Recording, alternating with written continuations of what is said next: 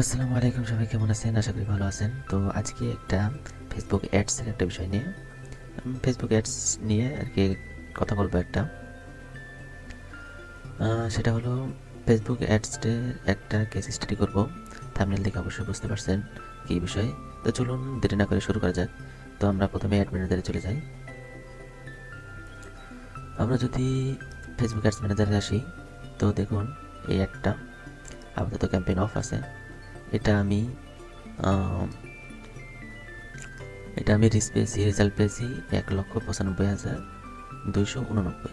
ঠিক আছে, রিচ পাইছি। এটা একটা অ্যাওয়ারনেস রিচ ক্যাম্পেইন ছিল। তারপর এটার হলো বাজেট ছিল ডেইলি $১, মানে একদম কম বাজেটে।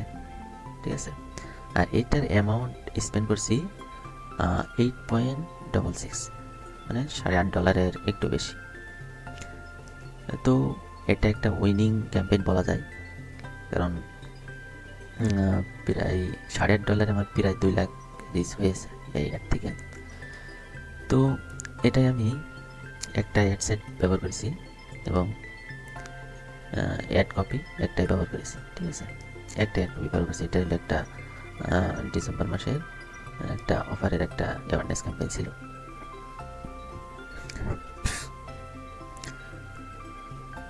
তো এই ক্যাম্পেইনটা যদি আমরা দেখি যে আমাদের প্রতিদিন কেমন ভিউ এসেছে, যদি আমরা এটা ব্রেকডাউন করি, তো দেখুন প্রথম দিন থেকেই 24,000, 23,000, 22,000, 24,000, 29,000 এইভাবে আমাদের রিচগুলো এসেছে। ঠিক আছে, এই লাস্টের দিন আমি এই দিন কম আসার কারণে, মানে এই দিন হলো বন্ধ দিয়েছিলাম, তাই কম এসেছে। তো এটার যদি আমরা কস্ট পার রেজাল্ট আমরা যদি দেখি, তো প্রতি 1,000 রিচের জন্য আমাদের কেটেছে হলো 0.04। তো এটা যদি আমরা বিস্তারিত একটু দেখি, আমরা যদি এডিটে যাই, আমরা এডিটে গেলাম, এডিটে একদম সরাসরি অ্যাডসেটে আসলাম। অ্যাডসেটে ম্যাক্সিমাইজ পারফরমেন্স বলে দিয়েছিলাম, ম্যাক্সিমাইজ রিচ অফ অ্যাডস। ঠিক আছে, তারপর আমরা ডেলি বাজেট দিয়েছি $1। আর আমরা এটা লোকেশন দিয়েছিলাম ফুল বাংলাদেশ, এটা অল বাংলাদেশ লোকেশন দিয়েছিলাম, এবং এজ দিছি 18 থেকে 40। আর এটা একটা কসমেটিক্স প্রোডাক্ট, মেয়েদের জন্যই বেশি, সেহেতু জেন্ডার দিয়েছি শুধু ওমেন। আর আমরা ডিটেল টার্গেটিংয়ে যদি যাই, ডিটেল টার্গেটিংয়ে খুব বেশি দিইনি, ডেমোগ্রাফি, ইন্টারেস্ট এইগুলোই দিয়েছি। ইউনিভার্সিটি গ্রাজুয়েট যারা শিক্ষিত একটু, তাদেরকে আমরা টার্গেট করার চেষ্টা করেছি। যারা স্কিন কেয়ারে খুব আগ্রহী, যারা স্টুডেন্ট, যারা পড়াশোনা করে, বিউটি সোশ্যাল কনসেপ্ট, যারা বিউটির প্রতি আগ্রহী। ঠিক আছে, তো এইগুলোই আমরা দিচ্ছি। আমরা মূলত হলো শিক্ষিত যারা, যারা এই প্রোডাক্টটার দাম একটু বেশি তুলনামূলক, তো যেহেতু সবাই তো কিনতে পারবে না, যারা শিক্ষিত তারা এদের কাছে এই প্রোডাক্ট সম্পর্কে জানবে, এবং তারা কিছু না কিছু জানে, এবং তারা প্রোডাক্টের ব্র্যান্ড সম্পর্কে জানে, এই জন্য তারা তাদের কেনা আগ্রহটা বেশি থাকে। তো সেজন্য আমরা একটু শিক্ষিত লোকদেরকে টার্গেট করার চেষ্টা করেছি, অ্যাওয়ারনেস ক্যাম্পেইন। তো বেশি ডিটেল টার্গেটিং করিনি। আর আমরা প্লেসমেন্ট দিয়েছিলাম, অ্যাডভান্স প্লাস প্লেসমেন্ট এটাই দিয়েছিলাম। আর তেমন কোনো এখানে কাজ করি নাই। আর আমরা যদি অ্যাড কপিতে যাই,